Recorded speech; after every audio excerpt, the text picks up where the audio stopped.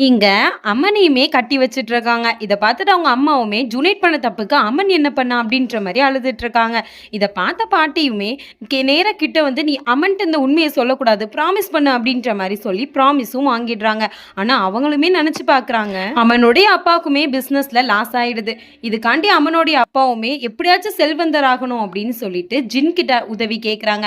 ஜின்னுமே, "உன்னுடைய முதல் குழந்தைய எனக்கு நீ தரணும்." அப்படின்ற மாரி சொல்லுது. ஆனாலுமே இவரும், "சரி நான் தந்துடுறேன்." அப்படின்ற மாரி வாக்குறுதி குடுத்துறாரு. அதுல இருந்துமே அந்த ஜின் நம்ம அம்மன தான் பின்தொடர்ந்துட்டு இருக்கு. அவனுமே காலையில எந்திக்கிறான். பார்த்தா அவன சங்கிலியால கட்டி வச்சிருக்கிறது தெரியுது. அவன் சங்கிலியெல்லாம் ஓப்பன் பண்ணிட்டு வந்துடுறான். அவங்க அம்மாவுமே வந்துட்டு, "அம்மன் எப்படி இருக்க? உனக்கு என்னாச்சு?" அப்படின்ற மாரிலாம் பேசிட்டு இருக்கவுமே, "என்னையே சங்கிலியால கட்டி போட்டுருக்கீங்க. உங்க ஃபேஸ் ஏன் இப்படி இருக்கு?" அப்படின்ற மாரி கேட்டுட்டு இருக்கான். அவங்க அம்மாவுமே வாய திறக்க மாட்றாங்க.